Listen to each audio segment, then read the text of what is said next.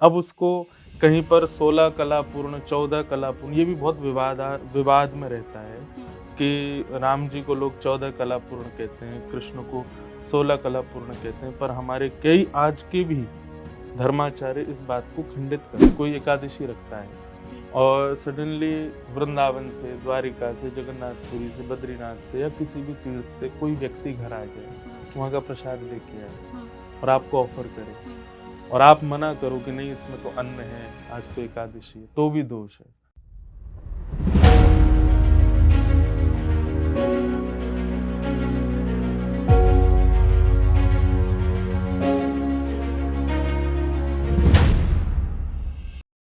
नमस्कार इंडिया। मैं हूं आंचल वर्मा और आप देख रहे हैं हमारा खास शो कनेक्ट विद अंतःकरण। दोस्तों, आज के शो में हमारे साथ एक ऐसी शख्सियत मौजूद है जिन्होंने लाखों करोड़ों लोगों का मार्गदर्शन किया है। इनका जन्म कृष्ण की पावन भूमि मथुरा वृंदावन में हुआ। बचपन राधा रानी श्री कृष्ण की लीलाओं को सुनकर बीता और जो बचपन में भीड़ में चलने से कभी डरते थे, आज वो लाखों लोगों तक अपनी कथाओं के माध्यम से ज्ञान का प्रचार प्रसार कर रहे हैं। लाखों लोगों के प्रेरणा स्रोत हैं पूज्य श्री महाराज इंद्रेश उपाध्याय जी। आपका जय बहुत श्री बहुत कृष्ण, स्वागत है। जय प्रणाम। आपके जीवन के बारे में हम लोग आज जानेंगे और आपकी पहली कथा का अनुभव आज मैं सुनूंगी, लेकिन आप अपनी कथाओं में जिन प्रसंगों के बारे में वर्णन करते हैं पहले उससे शुरुआत करते हैं। इंद्रेश जी, श्री कृष्ण को 16 कला संपूर्ण दिखाया जाता है, वहीं श्री राम को 14 कला संपूर्ण दिखाते हैं। दोनों में दो कलाओं का फर्क है, दोनों ही विष्णु के अवतार हैं। तो ये अंतर थोड़ा स्पष्ट कीजिए हमारे दर्शकों को, ये कलाएं क्या है? सबसे पहली बात ये है कि हम लोग राम कृष्ण में भेद ना माने तो ज़्यादा उचित रहेगा, हम्म। क्योंकि हमारे पूर्वाचार्यों ने ऐसा कहा, राम कृष्ण दो एक हैं, अंतर नहीं निमेष, इनके नयन गंभीर हैं, उनके चपल विशेष। हम्म। केवल अंतर इतना है कि राम जी थोड़ी गंभीरता का पालन करते हैं और ठाकुर जी हमारे जो वृंदावन चंद हैं, हम्म। वो थोड़े से चपल हैं, नटखट हैं। हम्म। बाकी प्रभु श्री राम ने मानवता को दर्शाया कि बिल्कुल। मानव कैसा होना चाहिए, हम्म। चाहे वो पति के रूप में हो, भाई के रूप में हो, किसी हम्म। भी रूप में हो, मानव को कैसा होना चाहिए, ये राम अवतार के रूप में। पर मानव का जीवन कैसा होना चाहिए, उसमें ज्ञान कैसा होना चाहिए, उसके पथ कैसे होने चाहिए, हम्म। वो श्री कृष्ण के माध्यम से। अब उसको कहीं पर 16 कला पूर्ण, 14 कला पूर्ण, ये भी बहुत विवाद में रहता है हम्म। कि राम जी को लोग 14 कला पूर्ण कहते हैं, कृष्ण को 16 कला पूर्ण कहते हैं, पर हमारे कई आज के भी धर्माचार्य इस बात को खंडित करते हैं अच्छा। कि इस बात पर इतना विवाद नहीं होना चाहिए कि कौन हम्म। 14 कला में, कौन 16 कला में। हम दोनों के ही आश्रित हैं, हम्म। हम दोनों के ही अर्चक हैं, इसलिए हमें प्रयास करना चाहिए हम उनसे सीखें क्या। इस बात पर विवाद कम हो कि कलाएं दोनों में किसमें ज्यादा किसमें कम। हम्म। हम मानवता में तो कंपैरिजन कर ही रहे हैं, हम भगवान में भी कंपैरिजन कर रहे हैं, ये नहीं हम्म। होना चाहिए। हम्म। तो मैं तो ऐसे पक्षों को आज के युवाओं के लिए कहूंगा कि इन विषयों पर ना जाके हम्म। केवल दोनों से हम अपने जीवन को कैसे आनंदमय बना सकते हैं, इस पर प्रकाश डालना चाहिए। बिल्कुल। ना कि हम ये देखें कि राम जी श्रेष्ठ हैं या कृष्ण श्रेष्ठ हैं। तो ये विषय मेरे ख्याल से केवल यहीं तक सीमित रहना चाहिए कि दोनों से हमने सीखा क्या, प्राप्त किया क्या। हम्म।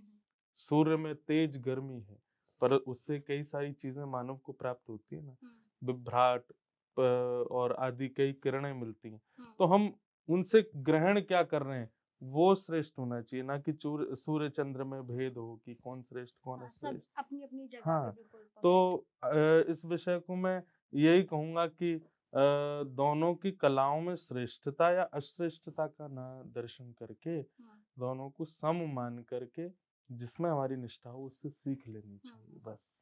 ऐसी मान्यता है कि भगवान श्री कृष्ण का जो दिल है या हृदय है, वो भगवान जगन्नाथ की जो प्रतिमा है हम्म। उसके अंदर सुरक्षित है, कहीं धड़क रहा है। हम्म। तो क्या है ये रहस्य? कोई अ, साइंटिफिकली ऐसा कोई प्रूफ है या फिर सिर्फ मान्यता के आधार पर है ये ये? केवल एक मैं तो ऐसा कहूंगा केवल एक वक्तव्य है अच्छा। किसी का, हम्म। जो कि अश्रेष्ठ है। गीता में हम्म। स्वयं श्री भगवान कृष्ण एक बात कहते हैं अर्जुन से हम्म। कि अर्जुन, सामान्य मानवों की तरह मेरा देह है और उस देह का पंचभूत में विलीन होता है। ऐसी बुद्धि रखने वाला व्यक्ति तो अपवित्र है ही, उसको जिसने देखा वह भी अपवित्र हो जाता है। तो जब आप ये बात कहते हैं, मैं इस बात का खंडन अपनी कथा में भी करता हूँ कि लोग कहते हैं कि भगवान श्री कृष्ण का जब देह शांत हो गया, हम तो कभी कथा में भी ना कहें ऐसी बात। तिरोधाय प्रविष्टोयम श्रीमद् भागवतारणवम, स्पष्ट वर्णन है, भगवान अंतर ध्यान हुए और अंतर ध्यान होते ही ज्योति प्रकट हुई आकाश में और वही भागवत में प्रविष्ट हो गई। अच्छा। अब लोग उस बात को कहते हैं कि उनका पंचभूत शरीर जो है जला दिया गया, दिल नहीं जला, वो बहता हुआ आ गया और आकर के, ये माइथोलॉजी हो सकती है, ये पुराण वाक्य नहीं है, ये एक मिथ हो सकता है, लेकिन ये वास्तविकता नहीं है, शास्त्रीय बात नहीं है। जगन्नाथपुरी में जो ठाकुर जी के भीतर विराजमान है वो जीवित शालिग्राम है। और वो जीवित शालिग्राम कैसे, उसकी बहुत बड़ी कथा है कि पहले भगवान नील माधव रूप में विराजते थे जब जगन्नाथ जी का स्वरूप नहीं था। अच्छा। तो नील माधव भगवान एक राजा पर कृपा करके उसको दर्शन देते थे जी। और राजा से कहा था कि तुम जब भी मेरे पास आओ कभी किसी को बताना नहीं। अच्छा। पर मैं बहुत शॉर्ट में सुना रहा हूँ, पर उनके किसी परिवार के या किसी संगी व्यक्ति ने उनका पीछा किया और नील माधव भगवान का दर्शन कर लिया, जिससे नील माधव भगवान अंतर ध्यान हो गए। तब राजा ने विरह व्याकुल होकर कहा कि भगवान आप क्यों अंतर ध्यान हो गए? बोले मैंने मना किया था और किसी को मैं नहीं देखूंगा। तब राजा ने प्रार्थना की, तब भगवान बोले ठीक है, तो हम जीवित शालिग्राम के रूप में तुमको प्राप्त होंगे, समुद्र से तुमको कुछ नीम की लकड़ियां प्राप्त होंगी, तुम उससे हमारा स्वरूप बनवाओ और स्वरूप बनाने वाले को बनाने देना, तुम लोग देखना नहीं। और मेरा वो जो जीवित शालिग्राम स्वरूप, जो मेरा ही नील माधव स्वरूप है, उसको उस विग्रह में विद्यमान कर देना, वही मेरी सेवा का केंद्र होगा। तो राजा को पूछा कि मुझे कैसे पता चलेगा कि आपका विग्रह बन रहा है कि नहीं, मैं देखूंगा नहीं भी। बोले अंदर से छेनी और उसकी आवाज आती रहेगी, तो तुम समझ जाना कि मेरा विग्रह बन रहा है। तो राजा रोज जाकर के कमरे में सुनता था, तो अंदर जो व्यक्ति था वो बना रहा था। एक दिन वो स्वर नहीं सुनाई दिया, तो उनकी गृहिणी ने, राजा की गृहिणी ने हठ पूर्वक वो दरवाजा खोल दिया देखने के लिए कि अंदर कुछ हो तो नहीं गया। अंदर जैसे देखा तो ठाकुर जी का रूप आधा अधूरा ही बना रह गया, जिसमें जगन्नाथ जी के हाथ ऐसे रह गए, मुख, तभी वो आधी मूर्तियों हाँ, का वो बताया वैसा जाता है। वर्णन है। उनकी पूजा तब होती ऐसे है। तो फिर राजा रोने लगा कि भगवान मेरे से बहुत बड़ा अपराध हो गया, आपका विग्रह तो पूरा बन ही नहीं पाया। तब फिर भगवान ने आकाशवाणी करके, कोई बात नहीं, यह भी मेरा एक स्वरूप है। जब ब्रज की याद में प्रेम की 10 अवस्थाएं मेरी पार हो गई, तब द्वारिका में मेरा शरीर प्रेम विगलित हो गया था, पिघल गया था मोम की तरह। तो ये वही रूप है, इसकी कलयुग में बड़ी मान्यता होगी, तो वो श्री जगन्नाथ जी। अब लोग इसमें इस बात को कहते हैं कि भगवान का हृदय बह के चला गया, मैं तो इस बात को नहीं मानता। श्री कृष्ण का हृदय कोई हमारे आपकी तरह नहीं है कि वो देह का त्याग करके कहीं जाएगा और वहां रहेगा। जगन्नाथ जी के हृदय में जीवित शालिग्राम विराजमान है। हिंदू धर्म में एक बोला जाता है कि जब आप एकादशी का व्रत रखते हैं तो उसमें चावल का खाना मना होता है। वहीं इसके विपरीत अगर बात करें, हमारे जगन्नाथ जी को भोग ही चावलों का लगाया जाता है। और अगर ये भी ऐसा माना जाता है कि अगर एकादशी व्रत के दिन अगर आपने वो भोग स्वीकार नहीं किया है तो वो पाप माना जाता है, गुनाह माना जाता है। उसके पीछे कारण ये है, सबसे पहले तो एकादशी के दिन जो है अन्न में पाप का निवास होता है। एकादशी के दिन अन्न में पाप ने हर, जैसे हम लोग को भी मुहूर्त निकलवाते हैं ब्राह्मणों से, गृह प्रवेश का, नए कार्यों का या शादी का, पुत्र के नामकरण का आदि। क्यों? क्योंकि मुहूर्तों का समय है पृथ्वी पर आने का, हमारे नाम के अनुसार आदि सब उस अनुरूप सब आते हैं। ऐसे ही पाप का भी समय है। पाप दूषित स्थानों पर तो रहता ही है। तब उसने भगवान से कहा कि भगवान, जो व्यक्ति दूषित काम ही नहीं करेगा उस पर मेरा प्रभाव कैसे होगा? तो भगवान बोले ठीक है। तो एकादशी के दिन, ये जो एकम, द्वितीया, तृतीया, चतुर्थी, इसमें एकादशी जब आएगी उसमें अन्न में तुम्हारा निवास होगा। कलयुग में व्यक्ति अन्न के बिना रहेगा नहीं, तो जो एकादशी के दिन अन्न खाएगा उसको पाप लगेगा। पाप बोला हाँ ये ठीक है। तब वैष्णवों ने ये नियम बनाया कि एकादशी के दिन हम अन्न नहीं पाएंगे। और चावल जो है वो पूर्ण अन्न माना जाता है। हम्म। गेहूँ पूर्ण अन्न नहीं, चावल पूर्ण अन्न है। इसलिए बीमार और वृद्ध लोगों को भी एकादशी के दिन रोटी तो पालें लेकिन चावल नहीं पाना चाहिए, क्योंकि वो पूर्ण अन्न है। हम्म। लेकिन जब बात आती है जगन्नाथ जगन्नाथपुरी की, हम्म। तो वहाँ ऐसा क्यों है? श्री जगन्नाथ जी की जो रसोई है, उस रसोई में पाक सेवा करने वाले जितने भी वैष्णव हैं, उन सबको लक्ष्मी जी का स्वरूप माना जाता है। ऐसा अच्छा। कहते हैं कि श्री जगन्नाथ जी बिना लक्ष्मी के हाथ का बना प्रसाद नहीं पाते। इसलिए जो भी सामग्री जगन्नाथपुरी में प्रसाद सिद्ध होता है, वो इसी भाव से होता है कि लक्ष्मी ठाकुर जी के लिए सिद्ध कर हाँ। रही है। और लक्ष्मी यदि किसी वस्तु को हाथ लगाती, उसमें पाप निवास नहीं कर सकता। इसलिए ओके। एकादशी के दिन जगन्नाथपुरी में अन्न में पाप का निवास नहीं होता। इसलिए स्कंद पुराण में ऐसा वर्णन है कि अगर आप एकादशी के दिन जगन्नाथपुरी में हो, तो बाहर खाओगे तो पाप लगेगा, लेकिन अगर मंदिर में हो, हम्म। तो आपको निश्चित ही भात पाना चाहिए, क्योंकि वो किसी मानव ने नहीं बनाया, हाँ, ये किसी स्वयं व्यक्ति ने नहीं लक्ष्मी बनाया। हाँ, किसी साधारण रसोई में नहीं, वो लक्ष्मी के हाथ से बना है। हम्म। तो अगर उसको नहीं पाओगे तो लक्ष्मी के हाथ की बनी वस्तु का निरादर होगा, इसलिए उसको पाना चाहिए। इसलिए अच्छा। जगन्नाथपुरी में एकादशी के दिन भात पाने पर कोई दोष नहीं होता। बहुत सारी ऐसी हाँ। कहानियाँ हैं जिनके शायद हम लोगों को तो ख़ैर नहीं पता है, लेकिन जब आप उसको एक्सप्लेन करते इसमें हैं। एक और हाँ, हाँ। विधान है, जैसे कि कोई एकादशी रखता है जी। और सडनली वृंदावन से, द्वारिका से, जगन्नाथपुरी से, बद्रीनाथ से या किसी भी तीर्थ से कोई व्यक्ति घर आ जाए, हुँ, वहाँ का प्रसाद लेके आए हुँ, और आपको ऑफर करे, हुँ। और आप मना करो कि नहीं इसमें तो अन्न है, आज तो एकादशी है, तो भी दोष है।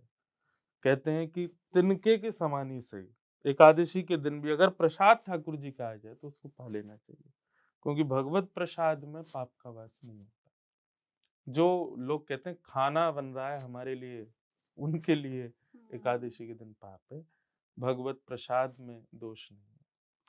श्री कृष्ण और बलराम के बारे में मैं आपसे पूछना चाहूँगी कि इनके थोड़े भाइयों का प्रेम कैसा था? कथा में क्या ऐसा आप कौन-सा प्रसंग ऐसा सुनाते हैं? वो थोड़ा हुँ। बताइए। ऐसा सबको पता ही है कि श्री कृष्ण जो हैं वो नारायण विष्णु के अवतार हुँ। हैं, और बलराम जी जो हैं वो शेषनाग के हुँ, अवतार हुँ। हैं। पूर्व जन्म में त्रेता में विष्णु भगवान बड़े रूप में पधारे राम जी के रूप में, और बलराम जी छोटे रूप लक्ष्मण के रूप में आए। तो लक्ष्मण जी क्या था, वहाँ पर राम जी की खूब सेवा करते थे, और जब 14 वर्ष का वनवास हुआ तो 14 वर्ष तक लक्ष्मण जी सोए भी नहीं, हुँ, हुँ, हुँ। अपने भाई की सेवा में सेवा में। रहते थे हुँ।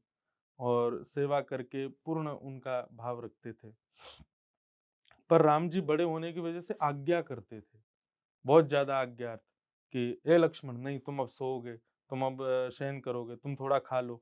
लक्ष्मण जी का भाव होता मैं सेवा करूँ, लेकिन राम जी बड़े भाई होने के नाते बहुत आज्ञाएँ देते थे। लक्ष्मण जी तब तो सहन करते गए, बोले ये सेवा भी नहीं करने देते ढंग से, ना मुझे कुछ करने देते हैं, अभी बड़े भैया हैं, मुझे माननी पड़ेगी बात। जब द्वापर युग आया तो पुनः अवतार का भाव बना, तो लक्ष्मण जी ने पहले ही कह दिया मैं बड़ा बन के आऊँगा आपकी बात, क्योंकि आपकी आज्ञाएँ नहीं ओके। मानूँगा मैं, अब मैं आज्ञा दूँगा आपको। तो भगवान बोले अरे नहीं तुम छोटे ही रहो भाई, बोले नहीं, नहीं इस बार मैं बड़ा भाई बनूँगा। हुँ। तो जब द्वापर युग में वही लक्ष्मण बलराम बन कर के आए और श्री कृष्ण छोटे भाई बन के आए, तो बलराम जी पूरे अवतार में अपना हक जमाते रहे उन पर। और अच्छा। हक भी ऐसे नहीं हुँ। कि तुम बैठ जाओ, तुम हमारे पहुँचो, नहीं, लाला, ऐसे वर्णन आता है कि बलराम जी कभी-कभी वन में ऐसे कृष्ण बलराम खेलते हुए हुँ। बलराम जी कहते लाला यहाँ पे आ। तो ठाकुर जी जाते, बड़े भैया हैं, जी भैया आज्ञा करो, हुँ। बोले बैठ नीचे, वो बैठ जाते, बोले सुन अपना सिर रख मेरी गोदी में।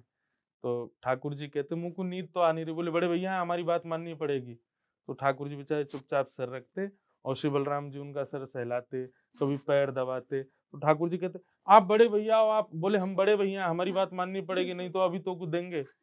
तो इस प्रकार हक जमा करके सेवा करते थे हाँ। बलराम जी। हुँ, तो यह एक बहुत सूक्ष्म और गोपनीय भाव है हुँ, कि बलराम जी बड़े इसलिए बन करके आए ताकि मैं हक जमा के सेवा कर सकूं इनकी। हुँ। तो ऐसे भाव हैं। बाकी एक लीला ऐसी, एक छोटी-सी लीला है कि एक असुर आया यमुना जी में जिसका नाम था कालियानाग। हुँ। तो कालिया नाग को मारने के लिए जब भगवान ने मन बनाया, बोले कि यमुना को अपवित्र कर दिया इसने, लेकिन मैं कैसे मारूं, मेरे साथ तो बलराम जी हमेशा रहते हैं और ये शेषनाग है, नाग के आगे दूसरे नाग को कैसे मारूंगा। कहीं ना कहीं इनके मन में बचाव का भाव आएगा, भाई वो भी नाग है और इन्होंने बचाव किया, तो फिर मैं कुछ कह नहीं पाऊंगा, ये बड़े भाई है मेरे, ये तो मना कर देंगे, लाला तू कुछ ना कहो, तो मुझे चुप ही रहना पड़ेगा। तो भगवान ने एक लीला की, ब्रज में एक दैत्य आया, वो गधे के रूप में था। अच्छा। वो एक वन में रहता था और वहां बालक जो खेलने कूदने आते थे उनको मारता था। बालकों ने जाके भगवान कृष्ण से शिकायत कर दी, बोले कि ये गधा हमको बहुत मारता है। तो ठाकुर जी बोले, सबको मारने का ठेका हमने लिया है, बड़े भैया से भी कहो, हैं ये भी तो है। तो बलराम जी बोले, हाँ हाँ, सबको लाला थोड़ी मारेगो, मैं हूँ बल है, हम मार भी जाएंगे। तो भगवान जब बलराम जी जाने लगे तो ठाकुर जी सीदामा को बुलाया, बोले सुन सीदामा, ये बलराम जी जिस राक्षस को मारने जा रहे हैं तो बहुत बलवान, और ये मार भी देंगे उसको, लेकिन उसके बाद तुम पूरे ब्रज में हल्ला मचा देना, ये नहीं कहना कि इन्होंने राक्षस मारा, ये कहना इन्होंने गधा मारा। अच्छा। तो इससे थोड़ा इनको अपमान बोध होगा अपना, और ये कल से हमारे साथ खेलने नहीं जाएंगे, लड़ाई हो जाएगी थोड़ी। ओके। तो ये पूरी प्री प्लानिंग थी। तो बलराम जी गए वन में, जाकर के उस गधे को, प्रचंड राक्षस था वो, रूप गधा का था उसका, उसको खूब मारा और जैसे तैसे करके उसको मार दिया। मारने के बाद क्या होता था, जब भी भगवान कृष्ण किसी राक्षस को मारते थे, पूरे ब्रज में फूल बरसाए जाते थे, घर घर में आरती होती थी, कंधे पे लेकर के ग्वाल वाल चलते। तो बलराम जी बोले, आज मेरा भी ऐसे ही स्वागत होगा, आज मेरा भी ऐसे ही सब वंदन होगा। तो जब लौट करके आने लगे तो श्री दामा पहले ही दौड़ गया पूरे वृंदावन में, और सब जगह गोपियों से जाके बोला, सुनो बलराम जी ने गधा मारो है। तो सब हंसने लगे, बोले अरे गधा मार के आए, बोले हाँ। अब बलराम जी तो दूर से फूले आ रहे थे, अपने चेलों के जो उनके सखा थे उनके कंधे पे बैठ गए, बोले सुनो हमारी जय जयकार करते चलो, लाला ही थोड़ी मारा राक्षस को, हमने मारो है। तो जब गली मोहल्लों से लेके निकले, बलराम जी महाराज की जय हो, आज बलराम जी ने राक्षस मारा। तो गोपियां अपनी अपनी खिड़कियां खोल के बोली, बोले हमें सब पता है, कोई राक्षस ना मारो, गधा मार के आए हैं बलराम जी। तो बलराम जी को बड़ा अपमान लगा, बोले कि अरे ये बात किसने पूरे ब्रज में गा दी। तब सबको पता चल गया कि भाई ये तो कृष्ण की चाल है। तो बलराम जी गए और नंदरानी से जाके बोले, मैं ना जाऊंगा कलतया के साथ, ये मेरा अपमान करवावे, कल तो मैं आके संग नहीं जाऊंगा। 3 दिन के लिए बलराम जी नाराज रहे, और इसी बीच में भगवान ने कालिया नाग को यमुना से भगा दिया। तो ये एक लीला है। बाकी बलराम जी का जो आगमन है वो इसीलिए ताकि मैं अधिकार पूर्ण होकर के कृष्ण की सेवा कर सकूं। बिल्कुल बिल्कुल अद्भुत है, और कहानी में भी सुन के लगा कि हाँ दोनों का प्रेम ही अलग था। हाँ, शायद वो कोई इंसान समझ बस वो एक उनको एक कसक रहती थी कि मैं त्रेता में राम अवतार में आज्ञा मिलने पर सेवा करता था, क्योंकि छोटा हूँ, लेकिन अब तो मेरा अधिकार है कि मैं सेवा करूंगा। तो वो अधिकार उन्होंने निभाया। सनातन धर्म में मोक्ष की प्राप्ति के सैकड़ों रास्ते बताए हैं, लेकिन बात करें कि किस आत्मा को मोक्ष मिल सकता है, भागवत में क्या लिखा गया है, और दूसरी चीज की आत्मा मोक्ष के बाद कहाँ जाती है और कैसे जाती है। अंते नारायण स्मृति, श्रीमद् भागवत का 2 स्कंद प्रारंभ ही मोक्ष के भाव से होता है। और मोक्ष का बात बताते हुए श्री सुखदेव जी महाराज भागवत में कहते हैं कि मोक्ष की प्राप्ति के बहुत सारे साधन है, उसमें सबसे श्रेष्ठ साधन है अंतिम श्वास निकले और उस समय भगवान नाम मुख पे आ जाए। फिर चाहे व्यक्ति ने कितने भी पाप किए हों जीवन में, कितने भी गलत कार्य किए हों जीवन में, उसको मोक्ष मिलेगा। मोक्ष का रूप क्या है कि हमको जो ये शरीर मिलता है ना, ये 5 तत्वों से बना हुआ मिलता है, पृथ्वी जल तेज वायु आकाश। इसका मतलब क्या है कि ये हमको लोन में मिला है। ठाकुर जी से हम बार बार प्रार्थना करते हैं कि एक बार हमको मानव बना दीजिए। क्यों? क्योंकि मानव मोक्ष का द्वार है, और किसी भी योनि से आप मोक्ष प्राप्त नहीं कर सकते, बहुत मुश्किल है। ऐसा बात अलग है कि कोई जीव किसी साधु की संगत में रहता है, या कोई जीव तीर्थ में किसी महात्मा के यहाँ रह के उन्हीं का प्रसाद पाता है, भक्त के यहाँ रहता है, कीर्तन आदि चलता रहता है, और कोई कीर्तन आदि करते करते प्राण त्याग दे। रेयर केस में ऐसा होता है कि उसको फिर मुक्ति मिले। बाकी नहीं तो मुक्ति प्राप्ति का मानव देह ही एकमात्र साधन है। मुक्ति का मतलब क्या होता है कि सतयुग 84 लाख योनियों में हम लोग भटकते रहते हैं हम्म, अपने कर्मानुसार, और एक जन्म का नहीं, हम ना जाने कितने जन्मों का भोगते रहते हैं सब जगह। इनसे निवृत्त होने के लिए भजन साधन, और भजन केवल मानव देह में हो सकता है। उसके लिए हम ठाकुर जी से प्रार्थना करते हैं कि एक बार हमको मानव बना दो। तो भगवान लोन के रूप में हमको ये शरीर देते हैं। ठीक है।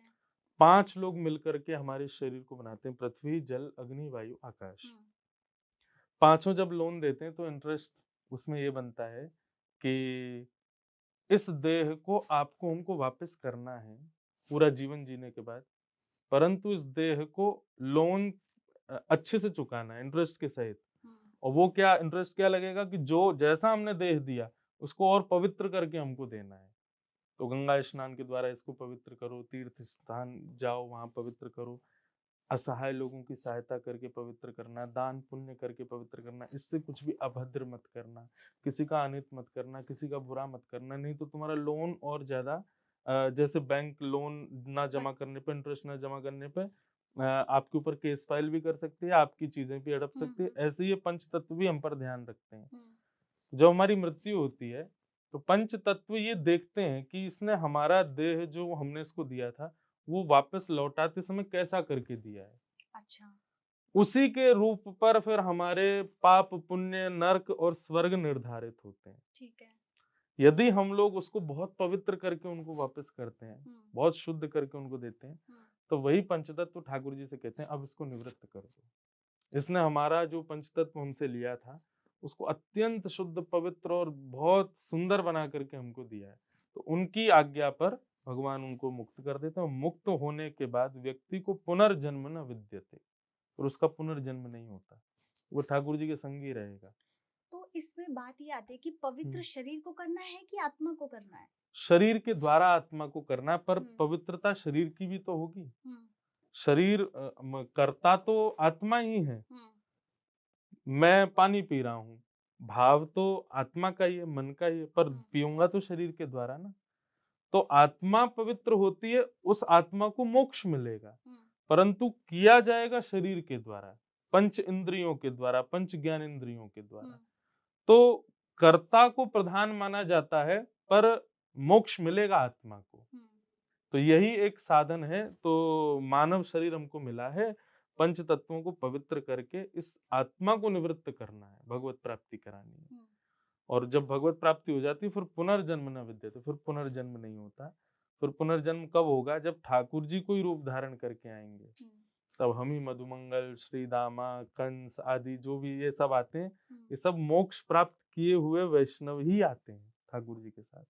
भगवान ही सबको पात्र बनाते हैं अपने आसपास का, हम्म, और फिर आगामी हम जीवों के लिए लीला करते हैं ताकि अच्छा। वो लीला से हम सीख सकें। और तो ये ये हमें प्रयास पूरे जीवन भर करना पड़ेगा क्योंकि हाँ, भगवान का नाम लेना अंत समय में वैसे हाँ, वो जीते फिर जी उसके याद लिए नहीं। ऐसा विधान है हम्म, कि अंते नारायण स्मृति ये तभी संभव हो पाएगा जब जब आप अपने पूरे जीवन भर। जीवन भर करेंगे, हाँ, लेकिन बिल्कुल। इसका एक बराह पुराण में एक जगह वर्णन आता है। हम्म, एक व्यक्ति ने प्रश्न किया कि अगर मान लीजिए किसी व्यक्ति ने जीवन भर भजन किया, हम्म, जीवन भर अच्छे कर्म किए, हाँ, और लेकिन अंत अंतिम समय समय में में नहीं कर नहीं पाया, किया। तो फिर क्या होगा? बिल्कुल। तो फिर इसके लिए बराह पुराण में भगवान कहते हैं जो व्यक्ति जीवन भर मेरा स्मरण करता है, अच्छे कर्म करता है और शुद्धता से अपना जीवन जीता है, हम्म, तो अंतिम समय जब वो मेरा नाम नहीं ले पाता तो मैं उसका नाम ले लेता हूँ, मैं उसका स्मरण कर लेता हूँ।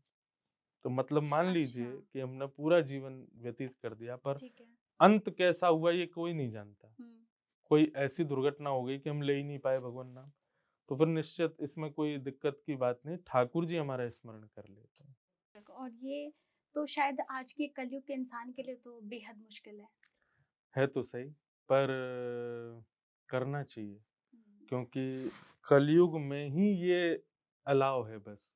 अच्छा। बाकी के युगों में ये वाला जो अंते नारायण स्मृति ये काम नहीं करेगा, ये केवल यानी कलयुग के लिए है। कि ऐसा माहौल होगा तो उसमें अगर हम सिर्फ नाम भी ले रहे हैं तो भी बहुत है। केवल नाम ही साधन है। हम्म, आपको बताएं कलयुग में न व्रतम न न यज्ञ को, न व्रत को, न नियम को, इन सबको इतनी प्रधानता नहीं दी है।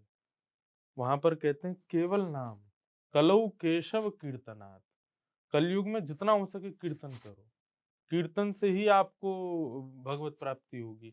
बाकी के साधन कर सको तो करो, नहीं हो रहा है तो कोई बात नहीं, ज़बरदस्ती मत करो। पर नाम तो नित्य जपो, ठाकुर जी का नाम तो नित्य करो। कलयुग में इसीलिए कलयुग में बहुत सरल है भगवत प्राप्ति, पर फिर भी देखो लोग कर नहीं रहे। क्या साधु सन्यासियों के लिए मुक्ति के द्वार खुले होते हैं या गृहस्थियों के लिए भी कुछ है? क्योंकि ऐसा लोगों का मानना होता है कि गृहस्थ जीवन में जैसे आप कह रहे हैं अभी कि कलयुग में तो आप नाम ही जप ले तो बहुत कुछ आपको हुँ। मिल जाता है। तो भागवत में गृहस्थियों के लिए क्या मार्ग बताया गया है? जो लोग ऐसा सोचते हैं कि केवल साधुओं के लिए मुक्ति मार्ग है और हुँ, गृहस्थियों के लिए, ऐसा नहीं। इसका कॉन्सेप्ट कैसा है हुँ, कि गृहस्थी जो है वो सारे स्टूडेंट्स हैं हुँ, और साधु, सन्यासी, महात्मा जो हैं सारे टीचर्स हैं।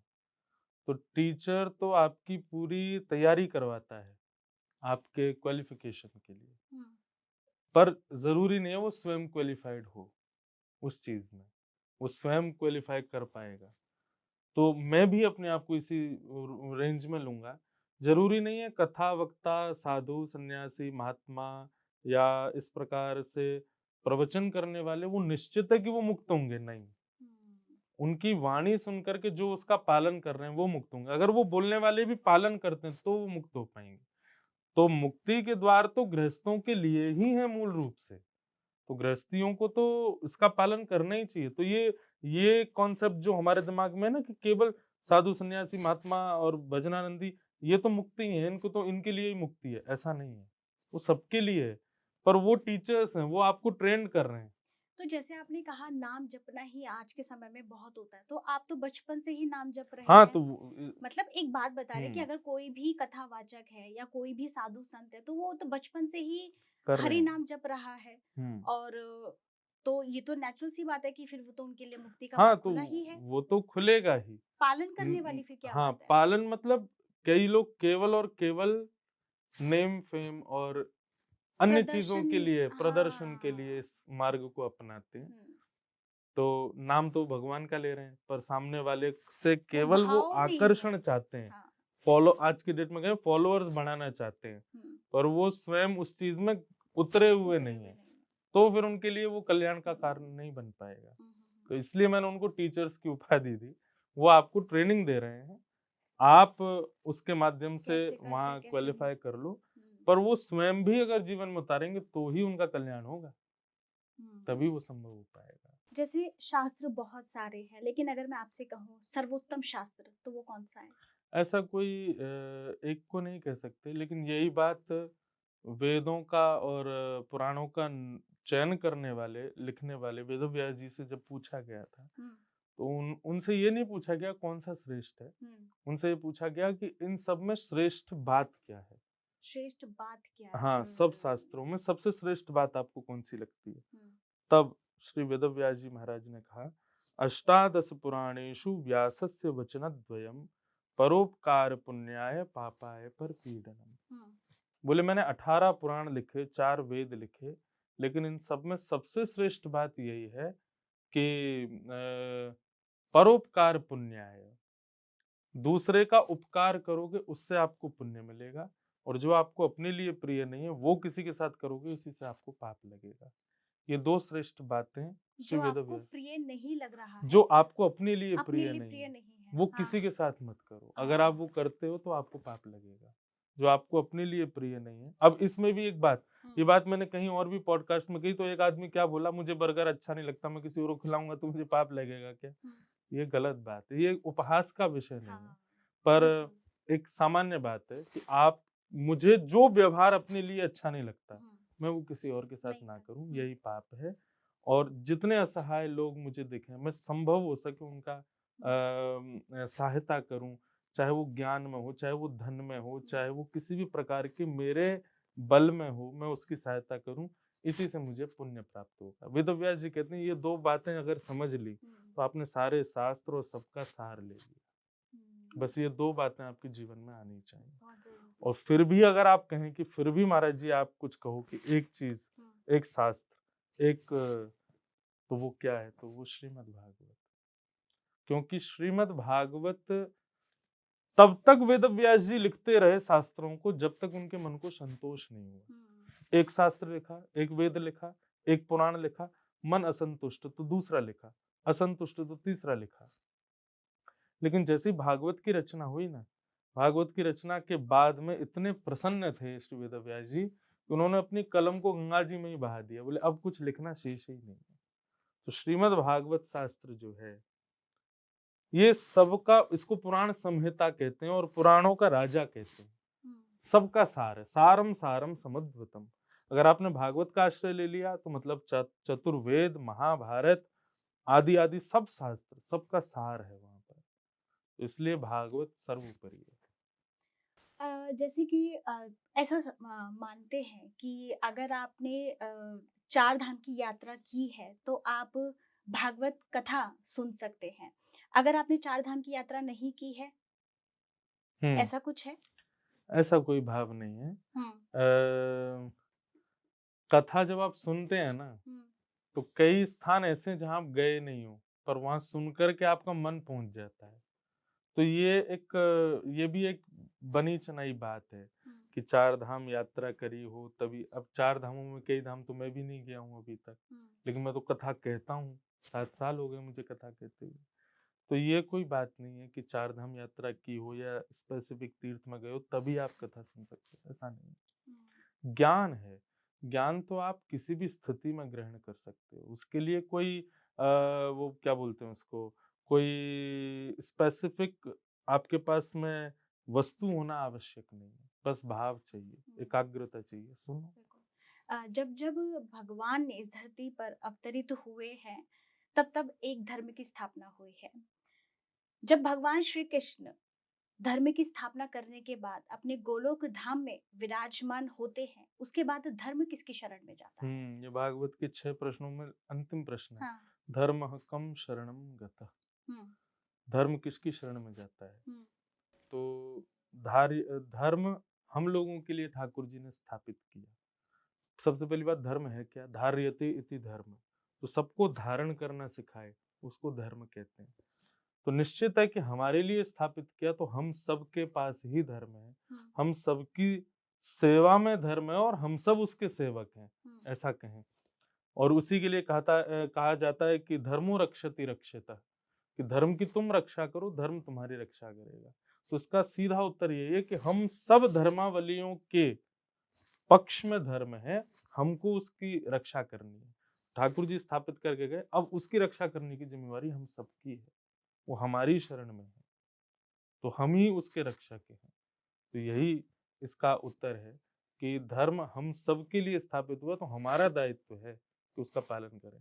पिता ने प्रॉपर्टी बनाई, निश्चित है पुत्र का अधिकार है उस पर कि उसको संभाले। हम सब ठाकुर जी की संतान हैं, हम सब धर्म के पथिक हैं। धर्म लेकिन के संभाल कौन रहा है? कोई भी हम नहीं आज तो। नहीं संभाल रहे हैं, तो इसीलिए तो वो पिता ने संपत्ति खड़ी कर दी। अब पुत्र नहीं संभाल रहा है, इसीलिए तो उसको कोसती है दुनिया की कैसा पुत्र है। इसीलिए हम सबको कोसा जा रहा है। इसीलिए कई पड़ोसी और कई परिवार के लोग समझाते हैं, अरे भाई तेरे पिता की संपत्ति संभाल। इसलिए धर्मात्मा और कई कथा वक्ता सबको समझा रहे हैं कि ये धर्म हमारी शरण में है, हमको इसकी रक्षा करनी पड़ेगी, हमको संभालना पड़ेगा। तो इसीलिए कुछ गिने चुने लोग ही उसको संभाल रहे हैं, तो संभालने की जिम्मेवारी हमारी ही है। हम सबके पास धर्म है, हमको ही उसको संभालना है। चलिए, अब कार्यक्रम का थोड़ा रुख आपकी जीवन कहानी की तरफ करते हैं। जी। और आपकी जो जीवन है वो समझ में आ रहा है कि बचपन से ही रहा है। और बचपन से ही आप, मैंने जितना पढ़ा और सुना है, आप माँ के बहुत लाडले रहे हैं, बहुत पैम्पर्ड किड रहे हैं। और जैसे कि मैंने शुरुआत में कहा कि आपको भीड़ में चलने से भी कभी डर लगता था, और अब आप लाखों लोगों के बीच में ज्ञान की धारा प्रवाहित कर रहे हैं। कैसा आपका ये जीवन रहा? और सबसे मेरी जो मेन चीज मैं आपसे जानना चाहूंगी, जब आप व्यासपीठ पर बैठे थे, वो पहली कथा का अनुभव जरूर हमारे साथ शेयर कीजिए। ऐसी फैमिली में हूँ जहाँ बचपन से ही भागवत की कथाएं मैंने सुनी हैं। शायद माँ के गर्व से ही सुन रहा हूँ। पिताजी महाराज मेरे परम पूजनीय हैं, मेरे गुरुदेव भी वही हैं, पूज्य श्री ठाकुर जी महाराज भी लगभग अभी अ, करीब 52-53 वर्षों से कथा कर रहे हैं। अच्छा। और बचपन से ही हम सुनते हैं, पर मैं पैम्पर्ड इसलिए था क्योंकि मेरी बड़ी 3 बहनें हैं। अच्छा। उनके बाद मैं चौथी संतान हूँ। तो एक होता है हमारे यहाँ कि एक इकलौता पुत्र हो या इकलौती पुत्री हो घर में, तो हुँ, उसको ज़्यादा ज़्यादा प्रेम प्यार मिलता है, मिलता है। वो हुँ, भी छोटा हो। हुँ, तो मैं सबसे छोटा हूँ घर में, इसलिए मुझे बचपन से बहुत, बहुत प्यार, मतलब स्कूल में भी हमारे पेरेंट्स टीचर्स मीटिंग में माताजी पिताजी जाते थे तो टीचर्स को बोल के आते थे, ये कुछ भी गलत करे या होमवर्क ना करे, पढ़ाई ना करे, हमको फ़ोन कर देना, हम डाँट अच्छा, देंगे, आप मत डाँटना इसको। अच्छा, हाँ। हाँ, और स्कूल में भी जो हमारे प्रिंसिपल थीं और जो हमारे स्कूल के डायरेक्टर थे, पिताजी पर्सनली उनको बोलते थे कि कोई बात हो मुझे फ़ोन करके बोलना, आप लोग कुछ नहीं करना, कभी हाँ, हाँ, पनिश मत करना, ऐसा हाँ, ऐसा मतलब उनका रहता था। तो कभी-कभी मुझे स्कूल के टीचर्स टॉन्ट भी मारते थे क्योंकि पूरी क्लास को पनिशमेंट जब मिलता था, तो प्रिंसिपल अगर निकलती थी तो वो मेरे को बुला के वो टीचर को बोलती इसको बैठा दो अंदर। तो टीचर्स अच्छा, भी मेरे को ताने देते थे, तुम कैसे बच्चे, तुम पढ़ने थोड़ी आते, तुम तो डायरेक्टर हो स्कूल के, देखने आते हो बच्चे पढ़ रहे हैं कि नहीं, हुँ, सबको पनिशमेंट मिल रहा है कि तुमको तो कुछ कह नहीं सकते हम। तो वो ऐसा टाइम रहा था। फिर बच्चे जाते थे स्कूल बस में, मुझे कोई एक घर का व्यक्ति छोड़ने जाता था, लेने जाता, इतना ज़्यादा मतलब मेरे से प्रेम, हुँ, और वो कोई ऐसा नहीं, कोई और बात नहीं थी, बस प्यार था। हुँ, मेरी दादी, दादाजी वो घर के गेट पे बैठे रहते थे, जब तक आप आ नहीं वृद्धावस्था में, जाते थे। आ नहीं जाता था। हाँ, मेरी दादी को घड़ी देखना नहीं आता था, तो वो धूप देखती थी। अच्छा, वो धूप से अनुमान लगाती थी कि यहाँ धूप पहुँच जाएगी, छाया आ जाएगी तो वो इंद्रेश के आने का टाइम होगा। तो बाहर से मेरा बैग उठाती थी। घर आती मेरे को ऐसे जैसे कूलर चला दो, एसी चला दो, और मैं अपनी मनपसंद मिठाई बता के जाता था, वो मँगाई जाती थी, और इतना ज़्यादा वो था। फिर उसके बाद मुझे पूरा घर सुलाने के लिए दोपहर में बेचारा पढ़ के आया है, बहुत बड़ी ज़िम्मेवारी, ऐसा टाइम था। काफ़ी पैम्पर्ड रहे आप। हाँ, हुँ, ट्यूशन टीचर बेचारा वेट करता था, अगर मेरा मन होगा तो पढ़ूँगा, नहीं तो नहीं पढ़ूँगा। अच्छा, इतना ज़्यादा था, तो हुँ, ये चीज़ें बचपन में तो अच्छी रहीं। फिर जब मैं थोड़ा बड़ा होने लगा तो इसी का सबको ये लगने, वो मेरे पे हावी हो गई। मतलब अब मेरे को रोड भी क्रॉस करना है तो मुझे होता था कौन, कोई कौन है रोड नहीं, क्रॉस कराए? हाँ, मेरा हाथ कोई हाँ, पकड़ो, या कोई, सब लोग चले गए, अकेला हूँ तो मुझे डर लगता था, मैं क्या करूँ? मुझे भूख लगती थी तो मुझे ऐसा नहीं कि मैं बोलूँ कि भूख लग रही है, मैं बस रोता था, क्योंकि मुझे कभी भूख लगती नहीं थी, खिलाती रहते थे। अब मैं थोड़ा बड़ा होने लगा, माँ भी थोड़ी बिज़ी होने लगी, दीदियों की शादी हो रही थी, हुँ, तो मैं अकेला रहता था तो मैं रोता था। अब माँ पूछती क्यों रो रहा है? मैंने हुँ, कहा पता नहीं, बस रो रहा हूँ। तब उनको पता चला इस इतना ज़्यादा लाड प्यार में रहा है हुँ, कि इसको ये भी नहीं पता कि भूख लगती है तो ऐसा बोलना कहना है कि चाहिए। मुझे कुछ खाना हुँ, चाहिए, ऐसा। ऐसे टाइम पीरियड में तो पिताजी को फिर चिंता हुई कि भाई ये क्या करेगा जीवन में? हुँ, तो पिताजी को तो बस ये था कि भाई ये घर बैठा ही रहेगा, ये कुछ नहीं कर पाएगा। हुँ, क्योंकि इतना लाड़ प्यार का, चाव का वो हो चुका है कि अब शायद इससे कुछ नहीं हो संभव नहीं। पाएगा। हुँ, तो पिताजी ने तो यही सोचा था कि कुछ वृंदावन में ही ऐसा कुछ बिज़नेस डाल देंगे जिसको ये कर लेगा आगे। क्योंकि बाहर जाना तो बहुत दूर का, कथा हुँ, तो घर मेरे से कोई बैठे-बैठे एक्सपेक्ट कर ही नहीं रहा था कि मैं करूँगा। माँ तो बिल्कुल भी तो नहीं। आप बचपन में आप कथा का नहीं, नहीं, नहीं नहीं। वो करते थे? मैं पिताजी के साथ अपने स्कूल के वैकेशंस में जाता था, अच्छा, तो मैं सुनता था, तब पर सुनते थे। मेरा ऐसा कुछ नहीं था मुझे भी बनना है, और ना हुँ, पिताजी को ऐसा लगता था कि मैं कर पाऊँगा। हुँ, बात आई फिर जब मैं 10th में आ गया, तो स्कूल पढ़ने जाता तो मेरी रुचि कम ही थी पढ़ाई में, बस जाता था मैं। इतने नंबर आ जाते थे कि पास हो जाता था, जैसे-तैसे इतना ही पढ़ता था हुँ, कि मैं पास हो जाऊँ। मेरी कोई ऐसा वो हुँ, इतनी इच्छा नहीं थी कि मैं फर्स्ट आऊँ। हुँ, हुँ, तो बस वो टाइम था, फिर मेरे को थोड़ा लगा कि मुझे क्या करना है। तो अच्छा, बचपन से गला थोड़ा मेरा ठीक था, मेरी तीनों बहनों का भी, पिताजी, माताजी सब गाते से ही हैं। हुँ, घर में ही गाते हैं, कोई बाहर नहीं। आप सिंगर भी बनना चाहते थे? हाँ, तो फिर मेरे मन में आया कि अब मैं सिंगिंग करूँगा, हाँ, मैं सिंगर बनूँगा। पिताजी के काफ़ी बड़े-बड़े लोग फॉलोवर हैं मुंबई में भी, तो पिताजी ने मेरे सब अरेंजमेंट करा दिए। अच्छा, मैं गया मुंबई, जाके मैंने कई डायरेक्टरों से मिला। मेरे साथ में वहाँ भी 3-4 लोग रखे पिताजी ने, क्योंकि मैं अकेला तो जाता ही नहीं था।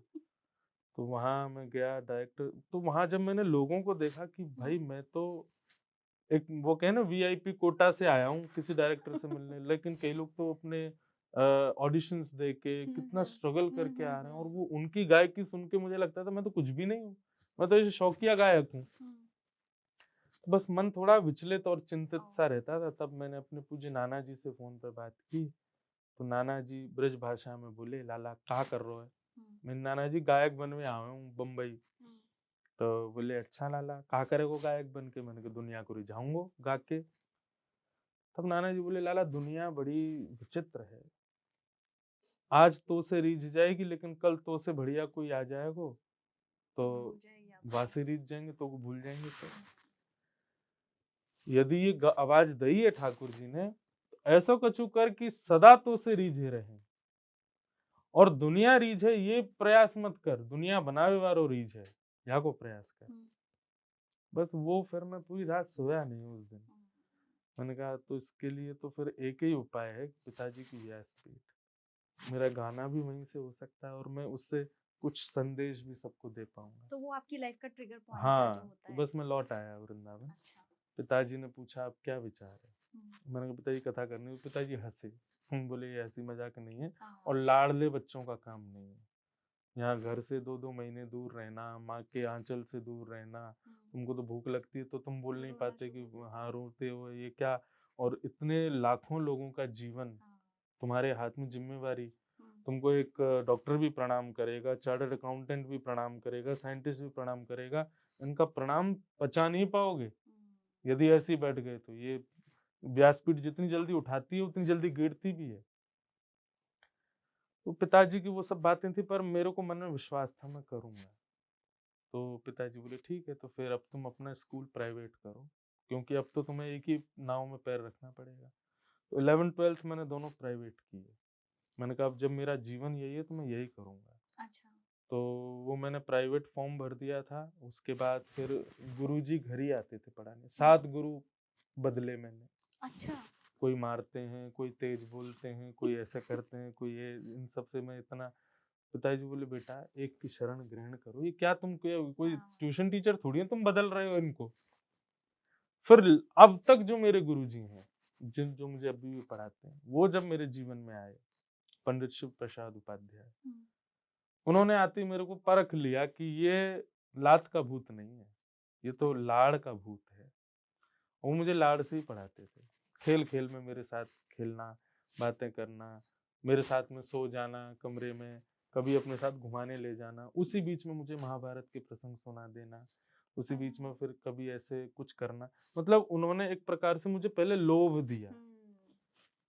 आपके बहुत, अनुसार ही उन्होंने टैकल हाँ, किया बहुत आपको। इंटरेस्टिंग टाइम था वो।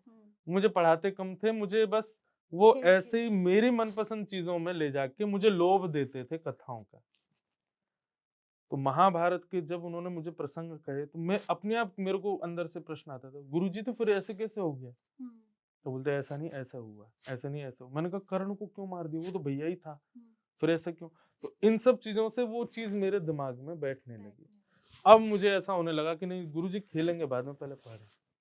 तो जब ये मेरा फेस शुरू हुआ, तब गुरुजी बोले अब ठीक है। तब उन्होंने फिर मुझे भागवत का अध्ययन कराया, व्याकरण, संस्कृत व्याकरण पढ़ाई, पंच संधि तक मुझको व्याकरण पढ़ाई। मुझे हिंदी लिखनी नहीं आती थी, हिंदी पढ़ाया। आ इ ई उ ऊ ये सब भी मुझे याद नहीं थे, सब मुझे याद करवाए। तो वहां से मेरा अध्ययन शुरू हुआ। 2 साल में अपने फैमिली में, मतलब घर में ऊपर फर्स्ट फ्लोर पर रहता था, नीचे क्या हो रहा है मुझे कुछ नहीं पता होता था, मैं बस पढ़ता रहता, बस 24 घंटे मेरे दिमाग में वही रहता था। मुझे ये नहीं था मुझे कथा करनी, अब मुझे ये था मुझे ये बस ग्रहण करना। वो हो गया पीरियड, फिर आई मेरी कथा। पिताजी ने कहा कि अब कथा करनी है। पिताजी मेरे टेस्ट लेते थे, हर अपनी कथा में मुझे एक दिन के लिए बुलाते थे, और स्टेज पर बैठ के पिताजी टॉपिक देते थे, इस पर बोलो। सबके सामने? हाँ, अच्छा। 5000 लोग बैठे हैं, 10,000 लोग बैठे हैं, और पिताजी बोलते भीष्म स्तुति सुनाओ।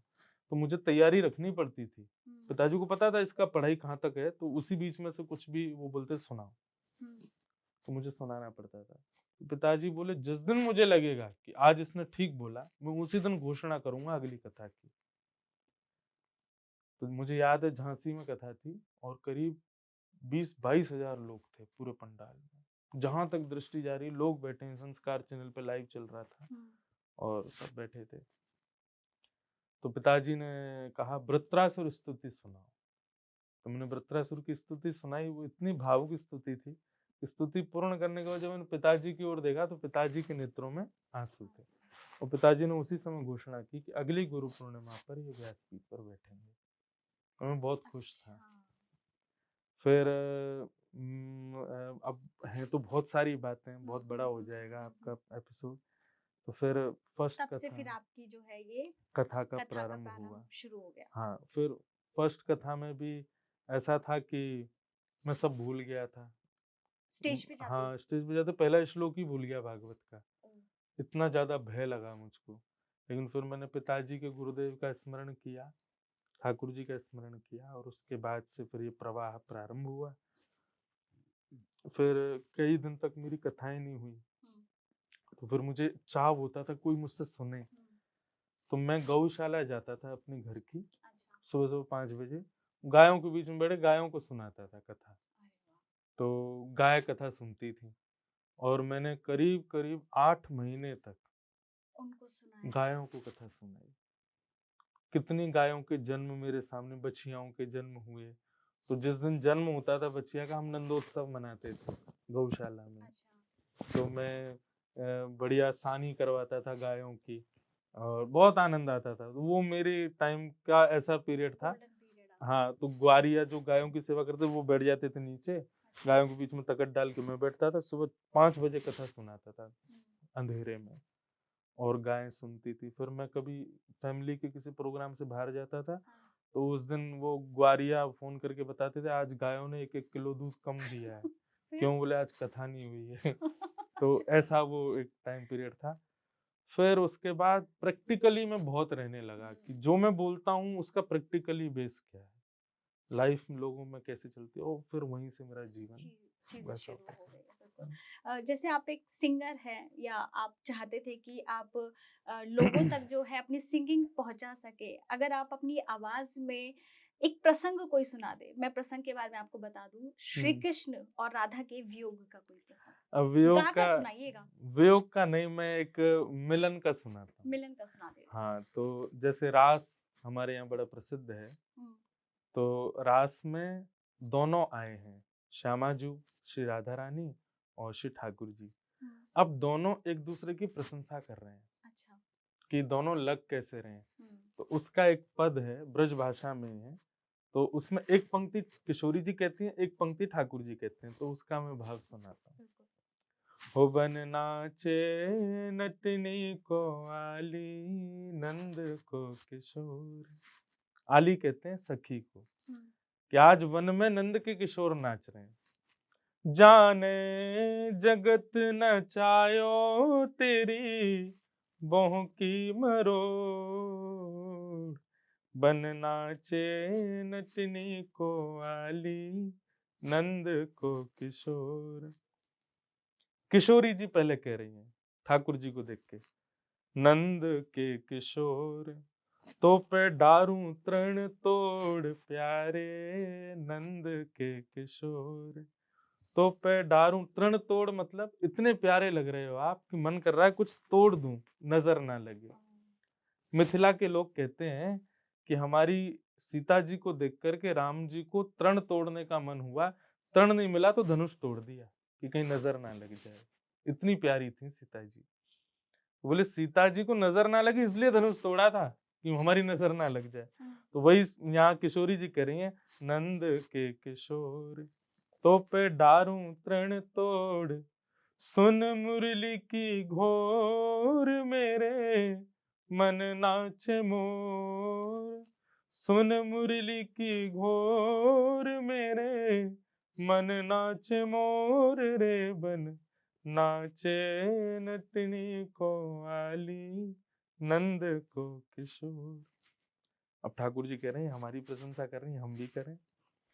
तब ठाकुर जी कह रहे हैं किशोरी जी आप भी कम थोड़ी लग रही हो। कमल कली सो रंग भानु की लली को प्यारी, जैसे कमल का रंग है वैसे हमारी श्री जी का रंग है। ठाकुर जी कह रहे हैं कमल कली सो रंग भानु की लली को, मुख चंद हुते नी को मेरे, नैना है चकोर। आज शरद पूर्णिमा का चंद्रमा प्रकट हुआ है, लेकिन श्यामाजू सही पूछो, जब से आप आई हो ना तब से वह चंद्रमा को देखने को मन ना कर रहा, आप इतनी सुंदर लग रही हैं। दोनों प्रशंसा कर रहे हैं। अब किशोरी जी क्या अपलक नेत्रों से ठाकुर जी को देख रही हैं, पलक नहीं झपका रही। और जब कोई पलक ना झपकाए तो आंसू आ जाते हैं आंखों में। तो ठाकुर जी कहे, अरे आप पलक झपकाओ, आप ऐसे क्यों देख रही हो? तब किशोरी जी कहती हैं, नैनन बसाए मूंद राखूंगी छुपाए प्यारे, नैनन बसाए मूंद राखूंगी छुपाए। क्यों? कहीं भाग ना जाए मेरी मुंदरी को चोर। आपको नेत्रन में बसा के हृदय में रखूंगे, कहीं आप भाग नहीं जाओ। तो ये एक प्रसंग। फिर ठाकुर जी जो अंतिम पंक्ति कहते हैं वो लाजवाब है। तब किशोरी जी के नेत्रों पे हाथ रख के ठाकुर जी कहते हैं, मन श्याम रंग राधे बांध राखो संग प्यारी, मन श्याम रंग राधे बांध राखो संग। कहाँ जाएगी पतंग तेरे हाथ में है डोर, कहाँ जाएगी पतंग तेरे हाथ में है डोर। कहाँ जाऊंगा मैं? डोर तो आपके हाथ में है, आप जहाँ खींचोगी वहीं जाऊंगा। या हमारे श्यामाजू आपको प्रयास ना करो, मैं तो आपके हृदय में ही बैठा हूँ। बन नाचे नटनी को वाली नंद को किशोर।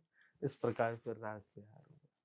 अद्भुत, बहुत ही शानदार। जय और आपकी आवाज भी बहुत मधुर है। और जय जब इस प्रसंग को सुना, क्योंकि राधा रानी और श्री कृष्ण के मिलन का ये प्रसंग सुन के जय मजा आ गया। जय। आप अपना कीमती समय निकाल कर यहाँ आए हैं धन्यवाद। और आपने हमारे दर्शकों के साथ इतनी प्यारी बातें शेयर की है, उसके लिए आपका बहुत बहुत धन्यवाद। जय श्री जय कृष्ण। श्री कृष्ण।